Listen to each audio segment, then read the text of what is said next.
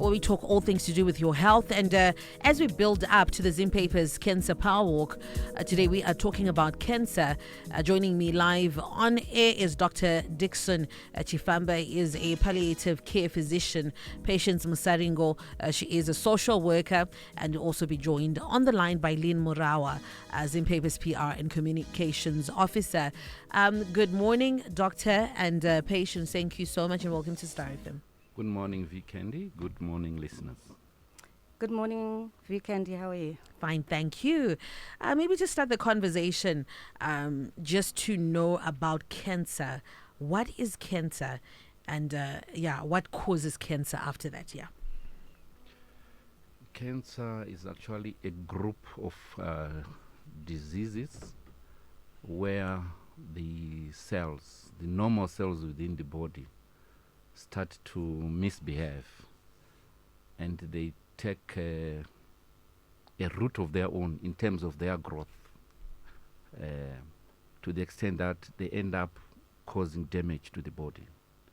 And these cancers actually, like I said, it's a group. They come in two forms. There is, when we look at from a medical perspective, there is what we call benign. These are tumors maybe which grow very slow and don't spread to other parts of the body.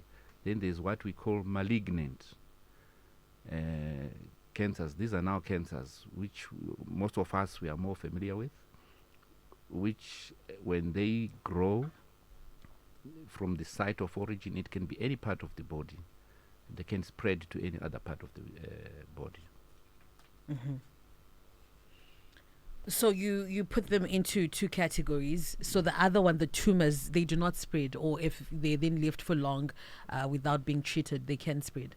Yeah, I think sometimes the word tumor is used synonymously depending with where you are. Normally, when you talk to some people, they can tell you, I've got a tumor, actually referring to a malignant cancer. The terms which we use is benign and malignant. So you can have a growth. I think even when you walk, sometimes you've seen some people with a growth of the skin, what we call keloids. Mm-hmm. In itself, that is a tumor. But it's a benign. It doesn't spread to other part of the body. Okay. But you can have someone with a breast, especially being aware that we are commemorating Breast Cancer Month, which is just coming to an end. And we'll be going into the Prostate Cancer Month, that is November. So if you look at the breast, someone can complain that I've got a mass, I've got a tumor, which is a lump in the breast. And sometimes that may become cancerous and spread to other part of the body. But we also have other women who have got a mass in the breast, but what we call fibroadenomas, which is again benign, which don't spread in the same organ.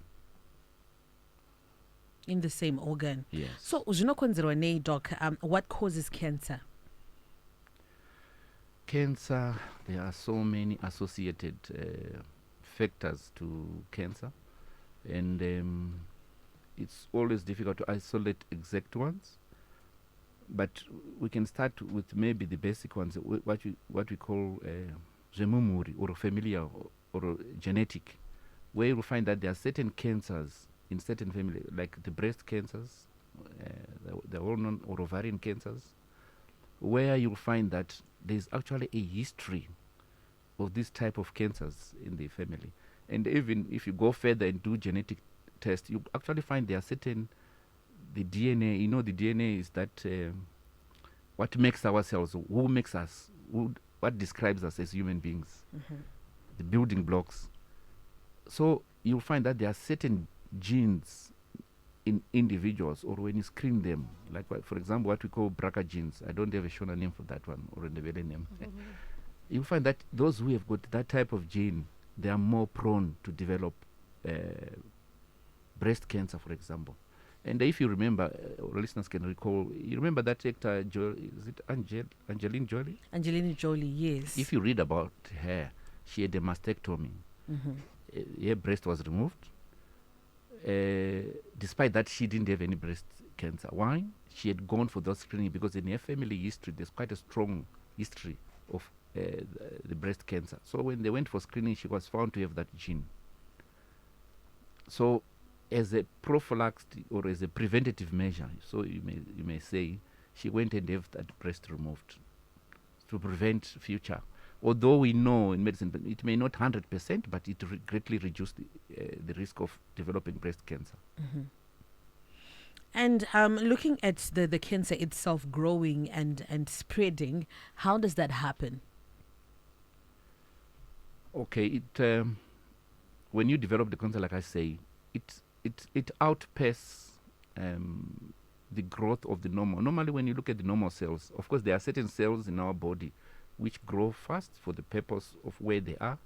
Like if you look at the cancer cells in the skin or in the lining of the gut and other organs, when you damage it, it can grow fast to repair.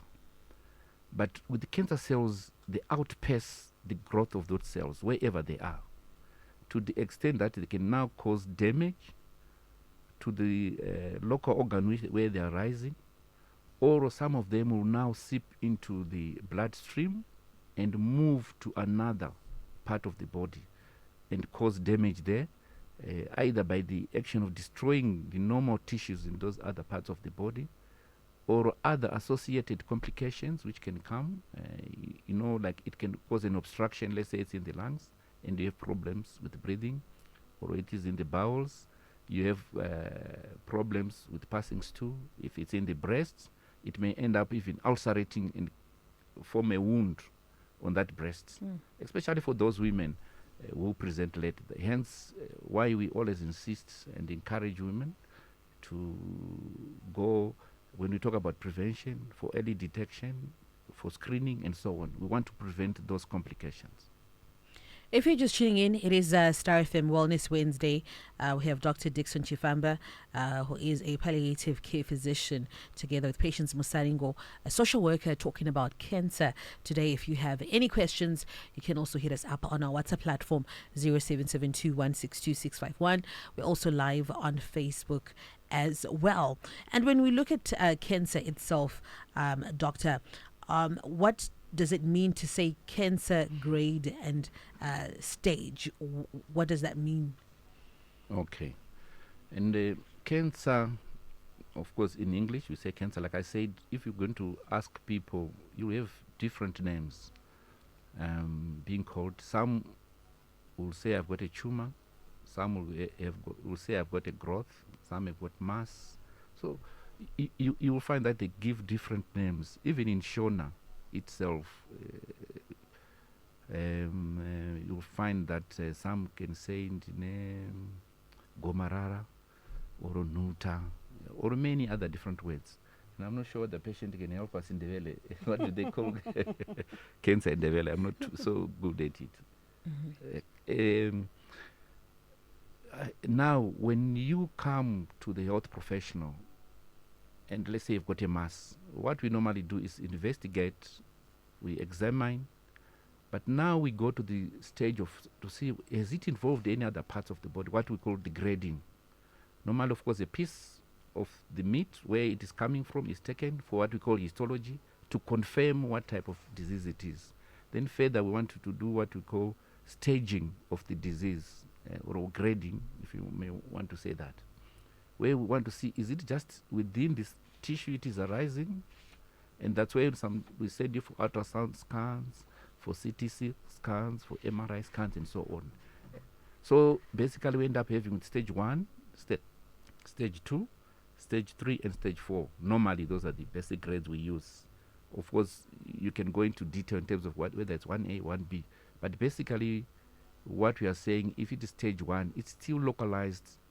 Maybe we have just early dictated it in the organ which is arising. If I use the breast cancer, for example, maybe you've just discovered, we have gone for screening, then you find that there's a small lump in your breast, which is not even involving the other breast. Then you go for biopsy, it is confirmed that is breast cancer. Those are early stages, what we call stage 1. When it's in stage 2, we are now talking that it's now more of a bigger mass within that same breast, occupying quite a significant portion, but it's not involving any adjacent structure like the underlying tissues or the ribs and so on. Then stage 3, when you find that this mass is now, even if you try to move it, it's no longer mobile, it's attached to the underlying skin, and you've got some lymph nodes in your axilla, we are already talking of stage 3. But again, if you go for scan, then you will find that, okay, maybe you've done a CT scan, you find that, okay, it's involving the bones of the back or the ribs, or it has gone to the lungs. We are now talking of stage 4 cancer. All right, so those are the stages and the grade there. And looking at risk factors, can we delve into that? What is a risk factor? A risk factor is something which predisposes you to get that disease. And I think earlier on we have talked about some of the risk factors, like the familial history, but the other risk factors, and which is quite closely connected with this cancer walk, which we are happening next Saturday. Lack of, we may call it lack of exercise, can predispose you to poor health, which can predispose you to cancer, not only breast cancer, but even other cancers as well. And when you look at even your diet, yourself, you eat, that can predispose you, especially when you are more in tune, especially if you look in this modern day we are living in. A lot of us were in tune to these refined foods, I don't want to mention any brands, but the more refined foods, that it's well acknowledged that those become a risk factor for many other diseases, but also including cancer. And if you look at women, for example, when you look at cervical cancer, issue of sexual activity can also increase due to the risk of things like cervical cancer. So there are quite a lot of risk factors for cancer in general. Got a question here. Someone asking that she is suspecting that her mom has breast cancer. I actually sent a picture. So she's asking, where do we go for help? Where should they go? Yes, it's something which we encounter a lot, and what we have discovered is that, as individual, I know from a health perspective, we focus, and which most likely the person who's asking that question is focusing on the physical aspect. But sometimes it's very necessary, even before they come to seek health, to also deal with their mental aspect. What is the patient's understanding, or that person who's got that lump? What is their understanding of what they have, and how are they coping mentally? Then you will need to dig deeper into their social issues for that patient, in terms of, even from a cultural perspective, what is their understanding? If you've got a lump, some you may assume that they don't want, but from a cultural perspective, they may think chitsinga. And when you infuse in the spiritual aspect, it makes it all complicating. So I think for that question which is coming, sometimes I would say, if it's possible, if let's say, for example, they are refusing to come for medical, if there are any people they can contact just to do the counseling aspect, really to understand where is this woman coming from, why does she think what she's thinking, then it's easier to start working and maybe encourage her to go for, whether it's biopsy or the further investigative. Otherwise, if you force here, and believe me, I've seen even a lot of patients who refuse any medical interventions because they have got a different perspective. Yes. So you're saying, Guti, they should maybe start with counseling to try and understand where they are coming from, and then seek the medical help that is needed. I have another question here as well for you, Doctor Anzi. My dad has prostate cancer. My question is, as his daughter, am I at risk of getting any form of cancer? For prostate factor, remember when we were talking about risk factors, when you look at prostate factor, prostate cancer, we know it happens in in males because of the anatomy. And even when you look at the risk factors, especially in the black communities, anyone who's above 40, you have become a risk factor of having cancer. But when you are a female, you don't have that risk factor because you don't have that anatomical organ in you. Of course, if I may So rush to... I guess she's then asking, Kuti, he has prostate, but then can I then be at risk of getting any other form of cancer? Is my DNA maybe in that line? Not necessarily so. Okay. Yes, but I was going to rush to say, maybe let's say, if you look deeper in the family, if there's been, for example, history of breast cancer, which can happen in males and in females, then yes, if there's been a history of breast cancer, the risk may be there. But for prostate cancer, not that I know of. Okay. And before we move on to palliative care for cancer patients, I also have another question here. Andina Tete wangu, she's been diagnosed with cervical cancer. Kune affordable ma programs kuma general hospital nekuti maridze kuma private zakanyanyisa. Yes, if you look at in terms of screening, I think all public health institutions within Zimbabwe, they can do that. But in terms of the cancer centers, when you've confirmed the diagnosis, at the moment, it's mainly two centers. There is Pararinyatwa in Harare, and there is Mpilo in Bulawayo. That's where you find the specialists intensified there. Of course, I'm made to believe that the program is being planned to expand it to the provincial hospital. But as I speak of now, you're only getting those cancer services within. So what I would advise that person is, depending on where they are, if they can find their way to Pare Cancer Center or Mpilo Cancer Center, they may get... I know there are challenges in our context in terms of the drugs, but there's something else which the doctors, they can do. They can help you there. And there's also that palliative care aspect, which can also be part of that comprehensive care to the cervical cancer. And looking at palliative care, what is it for cancer patients? What is palliative care for cancer patients? Let's delve into that. When we talk about palliative care, we basically, I don't know how simply I can put it, we are talking of the quality of care which we give to people who have got any cancer at any stage. It's not only, because there's quite a lot of misconception about palliative care where people think it's only end of life. Yes. That's only when you go. It is not. Once you are diagnosed, remember the things we were talking, like even some of these cases which the listeners are sharing, I talked about aspects of counseling and so on. Those are the tenets of palliative care. You're equipped with those skills in terms of communication. How do you break? How do you communicate? So basically, palliative care is to improve the quality of life. And it obviously depends with the stage. Like, for example, in someone who's got stage 1, you're talking about breaking that bad news, talking about the biopsy, talking about preparing them to live with the disease. And as the disease progresses, of course, there may be many challenges which come, like pain and symptoms.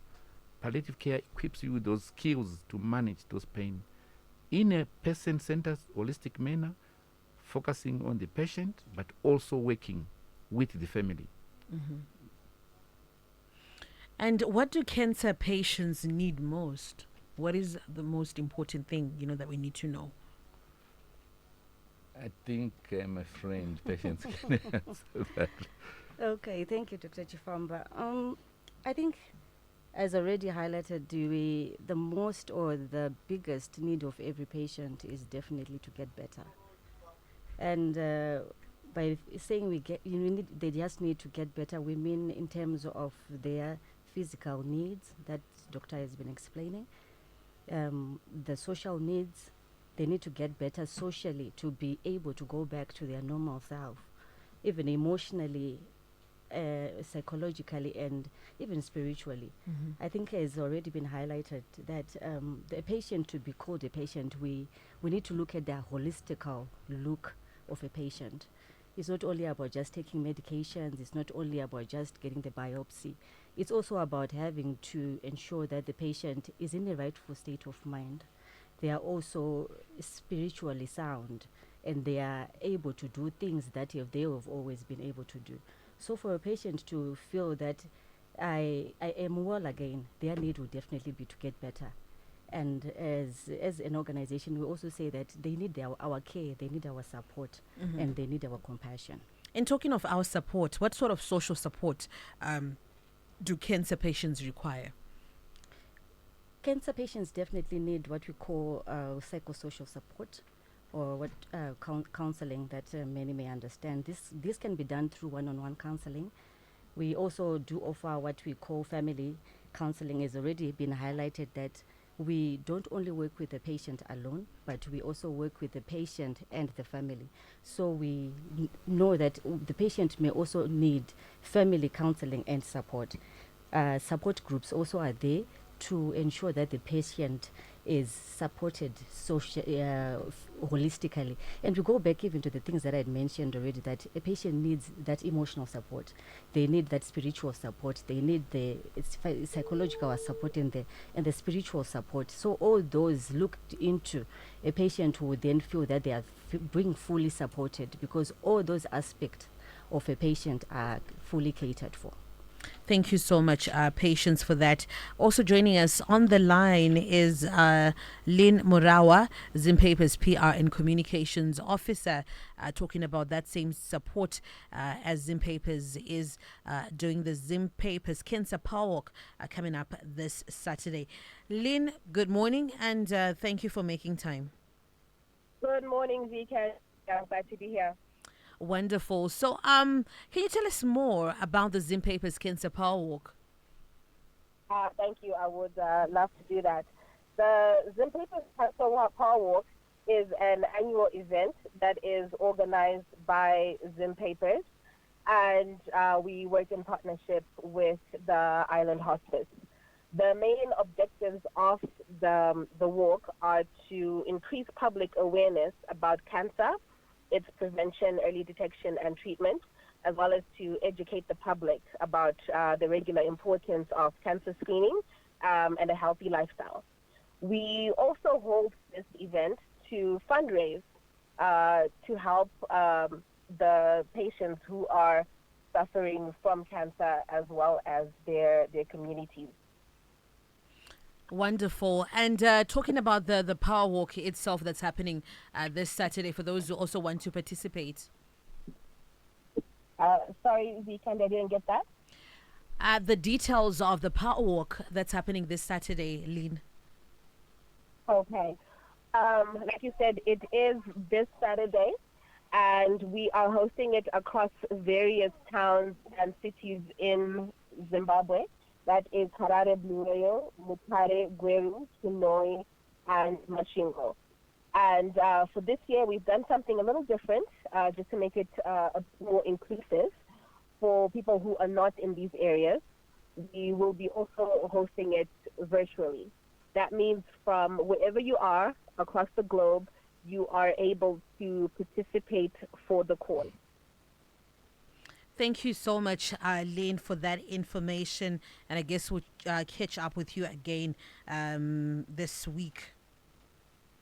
That is fine. Thank you so much, Candy. Thank you. They're talking to Lynn Murawa. She is the Zimpapers PR and Communications Officer, also joined by Dr. Dixon Chifamba. He is a palliative care physician, together with Patience Masvingo, a social worker. Patience and Doc, thank you so much for making time. Thank you, Vikendi. Thank you, listeners. Thank you so much, Vikendi. Thank you, everyone. Wellness Wednesday, we get to do this again next week, same time. We're also live on Facebook. You can go watch it and share with someone again. Non-stop.